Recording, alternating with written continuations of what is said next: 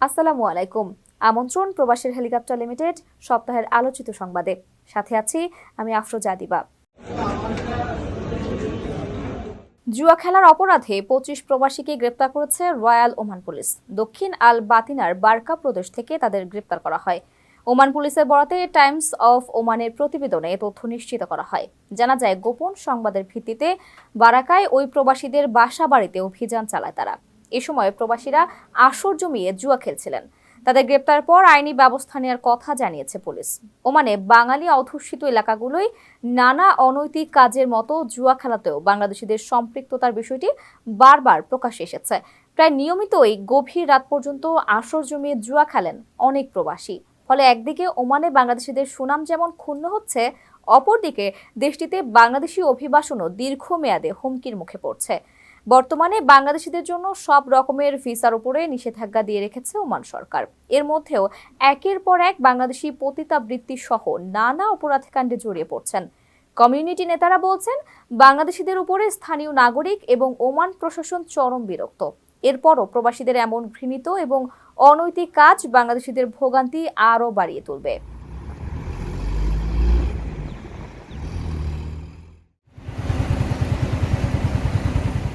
ঢাকা বিমানবন্দর নিয়ে প্রবাসী সহ বিভিন্ন দেশ থেকে আসা যাত্রীদের কাছে অভিযোগের পাহাড়।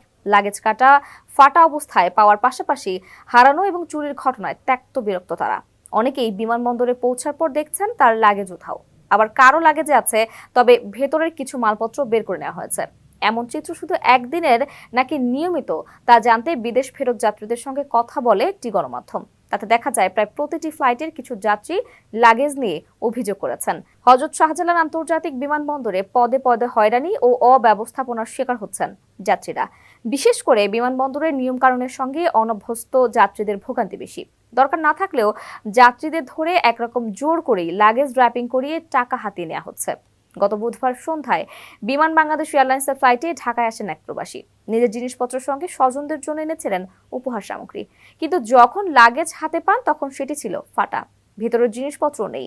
এর আগের দিন ওমান থেকে আসেন কুমিল্লার মাহবুব আলম। টার্মিনালের বাইরে তাকে খুব ক্ষুব্ধ অবস্থায় পাওয়া যায়, কারণ তার ব্যাগ খুলে তছনছ করা হয়েছে। জানতে চাইলে এই প্রবাসী জানান, তাকে অভিযোগ ছাড়াই অকারণে বিমানবন্দর কর্মীরা হয়রানি করেছে। বিমানবন্দরের নির্বাহী পরিচালক গ্রুপ ক্যাপ্টেন কামরুল ইসলাম জানান, অনেক যাত্রীর লাগেজ বা কার্টন অতিরিক্ত ওজনের হয়ে থাকে, তখন তারা লাগেজের সুরক্ষার স্বার্থে র্যাপিং করিয়ে নেন। তবে এই ক্ষেত্রে জোর করার কোনো অভিযোগ পেলে যথাযথ ব্যবস্থা নেওয়া হবে। এর আগে বিভিন্ন সময় তাদের জরিমানা ও সতর্ক করা হয়েছে।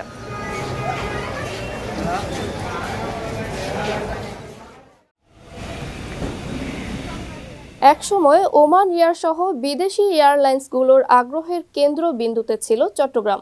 তাই দেশের দ্বিতীয় বৃহৎ আন্তর্জাতিক বিমানবন্দর শাহ আমানত সক্ষমতা বৃদ্ধির জন্য নেওয়া হয় মেগা সব প্রকল্প। বৃদ্ধি করা হয় রানওয়ের সক্ষমতা। তবে বিমানবন্দরের সক্ষমতা বাড়লেও বিপরীত দিকে হাঁটছে বিমান সংস্থাগুলো। ওমান এয়ার সহ একে একে ১৩টি বিদেশি এয়ারলাইন্স শাহ আমানত থেকে নিজেদের গুটিয়ে নিয়েছেন। বিমানবন্দর সূত্রে জানা গেছে, শাহ আমানত আন্তর্জাতিক বিমানবন্দর দিয়ে ১৯টি বিমান সংস্থা ফ্লাইট পরিচালনা করলেও বর্তমানে তা নেমে হয়েছে ৬টিতে। ওমান এয়ার ছাড়াও বন্ধ হয়ে যাওয়া বিমান সংস্থাগুলোর মধ্যে কুয়েত এয়ার, স্পাইসজেট বিমান এবং আল জাজিরা এয়ারওয়েজ অন্যতম। বর্তমানে এই বিমানবন্দর দিয়ে বাংলাদেশ বিমান, ইউএস বাংলা, এয়ার আরাবিয়া, সালাম এয়ার ও ফ্লাই দুবাই আন্তর্জাতিক রুটে উড়াল দিচ্ছে। এ বিষয়ে চট্টগ্রাম শাহ আমানত আন্তর্জাতিক বিমানবন্দরের পরিচালক গ্রুপ ক্যাপ্টেন তাসলিম আহমেদ বলেন, বিদেশি বিমান সংস্থাগুলো এখানে এসেছে ব্যবসা করতে। প্রয়োজনীয় সংখ্যক যাত্রী পাচ্ছে না বলেই তারা ফ্লাইট বন্ধ করে দিয়েছে। এখানে বিমানবন্দরের কিছু করার নেই। যদিও আন্তর্জাতিক রুটে বিমান বন্ধের নেপথ্যে রয়েছে অভিযোগের পাহাড়। এর মধ্যে বিমানবন্দরের অব্যবস্থাপনা, আন্তর্জাতিক মানের সুবিধা না থাকা, অবকাঠামো, প্রয়োজনীয় সংখ্যক লাগেজ বেল্ট না থাকাকে দায়ী করা হচ্ছে। তবে রানওয়ের উন্নতি সহ নানান পদক্ষেপের কারণে বিমানবন্দর রানওয়ে দিয়ে এখন বাংলাদেশে আসা সবচেয়ে বড় উড়োজাহাজ বোয়িং 777 কিংবা বোয়িং 787 ড্রিমলাইনার এবং এয়ারবাস A320 নামতে পারছে অনায়াসেই।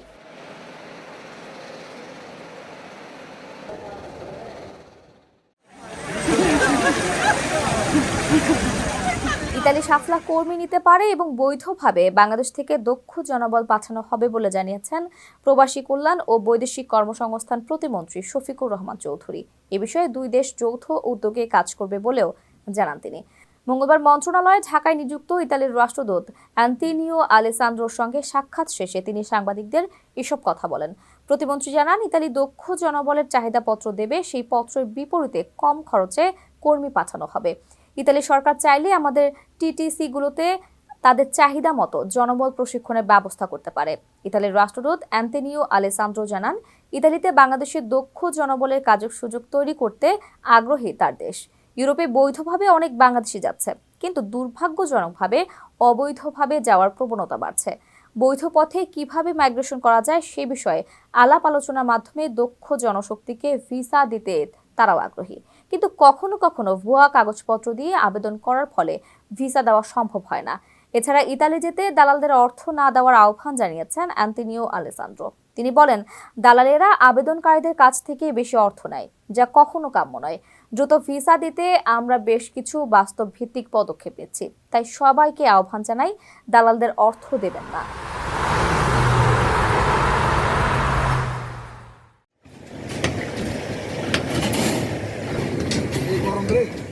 শারীরিক স্বাস্থ্যের কথা চিন্তা করে কড়া রোদের মধ্যে খোলা স্থানে সকল কাজ নিষিদ্ধ করেছে মধ্যপ্রাচ্যের দেশ কুয়েত। আগামী জুন থেকে শুরু হবে এই নিষেধাজ্ঞা, যা পরবর্তী 3 মাস অর্থাৎ আগস্ট পর্যন্ত বজায় থাকবে। এই 3 মাস প্রতিদিন দুপুর 11টা থেকে শুরু করে বিকাল 4টা পর্যন্ত সরাসরি রোদের মধ্যে কেউ কাজ করতে পারবেন না। আর এই সময়ের মধ্যে যদি কোনো শ্রমিক কাজ করেন, তাহলে নিয়োগদাতাকে প্রত্যেক শ্রমিকের জন্য 100 থেকে 200 কুয়েতি দিনার পর্যন্ত অর্থ জরিমানা করা হবে। কুয়েতের শ্রমশক্তি বিভাগ জানিয়েছে, জারি করা এই আদেশ লঙ্ঘন করলে তা সহ্য করা হবে না। স্বাস্থ্য বিভাগের কর্মকর্তারা আগামী 3 মাস মাঠ পর্যায়ে নজরদারি করবেন। নিয়মের ব্যত্যয় ঘটলেই শাস্তিমূলক ব্যবস্থা নেওয়া হবে। নতুন সিদ্ধান্ত ঘোষণার পর তা ইতোমধ্যে বিভিন্ন মহলে প্রশংসা কুড়িয়েছে। গ্রীষ্মকাল শুরু হলে মধ্যপ্রাচ্যের দেশগুলোতে প্রচন্ড গরম পড়ে। এই গরম থেকে বাঁচতে বহু বছর থেকেই দুপুরে কাজ করার উপর নিষেধাজ্ঞা আরোপ করে আসছে সৌদি আমিরাত, কুয়েত সহ বিভিন্ন দেশ। অবশ্য রাস্তায় কংক্রিটের ঢালাই, পানি অথবা বিদ্যুৎ সরবরাহ, ট্রাফিক এবং অন্যান্য জরুরি বিষয় সহ কয়েকটি কাজকে এই নিষেধাজ্ঞার বাইরে রাখা হয়।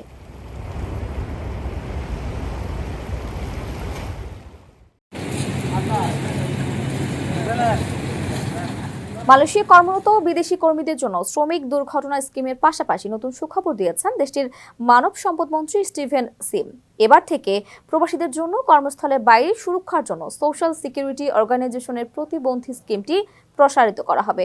সোমবার সোকসোর সদর দপ্তরে যৌথ বৈঠকের পর সংবাদ সম্মেলনে তিনি বলেন, বিদেশি কর্মীদেরও এই প্রতিবন্ধী স্কিমটি দেওয়া হবে, ফলে তাদের সুরক্ষা ব্যবস্থা আরও মজবুত হবে। এর আগে মানব সম্পদ মন্ত্রী স্টিভেন সিম এবং স্বরাষ্ট্রমন্ত্রী দাতুক সেরি সাইফুদ্দিন নাসুশন ইসমাইল প্রবাসী শ্রমিক ব্যবস্থাপনা সম্পর্কিত উভয় মন্ত্রণালয়ের মধ্যে যৌথ বৈঠকে আলোচনা করেন। সিম আরও বলেন, মালয়েশিয়ায় কোনো বিদেশি শ্রমিক মারা গেলে কর্পোরেট সোশ্যাল রেসপন্সিবিলিটি কর্মসূচির আওতায় সোকসো তার মরদেহ নিজ দেশে ফেরত পাঠাতে সহায়তা করবে। মানব সম্পদ মন্ত্রী বলেন, প্রবাসী শ্রমিকদের জন্য এই প্রকল্প সম্প্রসারণের সিদ্ধান্তের ফলে সোকসো বিদেশি শ্রমিকদের মৃতদেহ তাদের দেশে ফিরিয়ে দিতে ব্যয় বাবদ বছরে প্রায় 35.38 মিলিয়ন রিঙ্গিত সাশ্রয় করতে পারবে। অন্যদিকে স্কিমের মাধ্যমে বিদেশি কর্মীদের মৃতদেহ দেশে ফেরত পাঠানোর ব্যয় মেটাতে 4,500 রিঙ্গিত সুবিধা পাবেন। এছাড়াও এই স্কিমের মাধ্যমে আরও বেশি কিছু সুবিধা বিদেশি শ্রমিকদের জন্য অন্তর্ভুক্ত রয়েছে।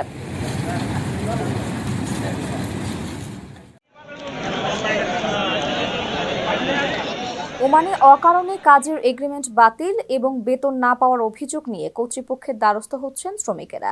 General federation of Oman workers GFOW জানিয়েছে, গত বছরে তারা চুক্তি বাতিল এবং বেতন পরিশোধ না করার বিষয়ে শ্রমিকদের থেকে সর্বাধিক সংখ্যক অভিযোগ পেয়েছেন। সংস্থাটি বলছে, মূলত বেশ কয়েকটি কারণে নিয়োগকর্তা শ্রমিকদের সাথে এই ধরনের অনিয়ম করেন। বেশিরভাগ ক্ষেত্রে যে প্রকল্পের জন্য শ্রমিকদের সাথে কাজের চুক্তি হয়, সেই প্রকল্পের কাজের শেষের দিকে প্রজেক্ট থেকে মুনাফার আকার কম হলে এবং নিয়োগকর্তা দেউলিয়া হলে আইনের পরোয়া না করে চুক্তি ভঙ্গ কিংবা বেতন নিয়ে গড়িমসি করে এসব কোম্পানি। সম্প্রতি GFOW-র বার্ষিক প্রতিবেদন প্রকাশিত হয়েছে। সেখানে উল্লেখ করা অন্যান্য অভিযোগের মধ্যে রয়েছে শ্রমিকদের দিয়ে চুক্তিভিত্তিক কাজের জায়গা ব্যতীত অন্যত্র কাজ করানো, দেরিতে বেতন পরিশোধ এবং যথাযথ সুরক্ষা বিধি না মেনে ঝুঁকিপূর্ণ কাজ করানো ইত্যাদি। এসবের বাইরেও নানা সময়ে কর্মীদের সাথে দুর্ব্যবহার এবং নির্যাতনের অভিযোগ তুলেছেন শ্রমিকেরা।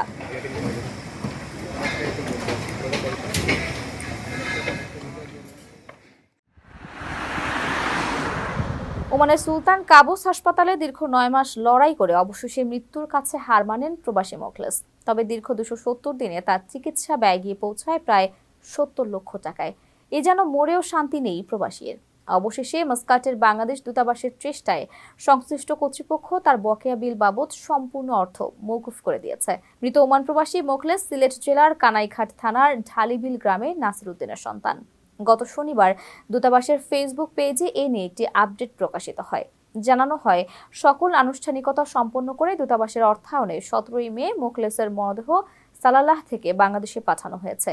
সেই পোস্টে ওমান কর্তৃপক্ষের এমন মানবিক ভূমিকার প্রতি কৃতজ্ঞতা প্রকাশ করে দূতাবাস। আর এদিকে দূতাবাসও এমন তৎপরতায় প্রবাসীদের প্রশংসায় ভাসছে।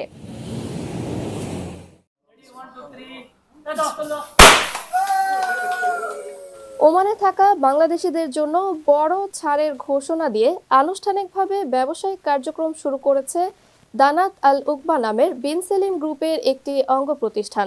শুক্রবার 10 নম্বর মাবেলা সানাইয়া এলাকায় আল মাহাব পেট্রোল পাম্পের পাশে এই শোরুম উদ্বোধন করা হয়।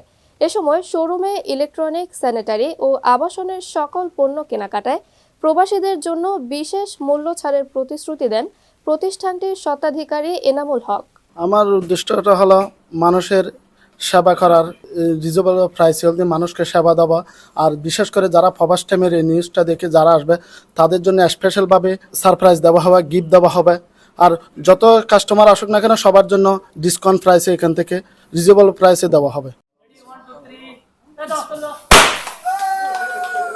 ফিতা কাটার মধ্য দিয়ে উদ্বোধনী অনুষ্ঠানের সূচনা হয়। এ সময় অন্যান্যের মধ্যে ব্যবসায়ী নূর খালেক শহীদ, এনবিএ জেনারেল ট্রেডিং এর রিসেপশনিস্ট মোহাম্মদ নাসের, দানাত আল ওকবা ট্রেডের ম্যানেজার ছাড়াও স্থানীয় ওমানি স্পন্সর উপস্থিত ছিলেন। আলহামদুলিল্লাহ اعمال بنغالي زين الحمد لله مكان مرتاح مع انعام ما شاء الله انعام زين وهذا بفضل سبحانه وتعالى افتتاح اول محل. هذا جروب بن سليم مجموعة بن سليم جروب انترناشونال جروب. هذه مجموعة بن سليم افتتاح اول محل الحمد لله هنا وان شاء الله بلان شيء فرع ثاني وشيء تخفيضات مشان كاستمر ديسكاونت ان شاء الله. الحمد لله نسأل التوفيق من الله سبحانه وتعالى. এদিন খতমে কোরআন, পরবর্তী দোয়া এবং কেক কাটাও ছিল অনুষ্ঠানের অন্যতম অনুষঙ্গ।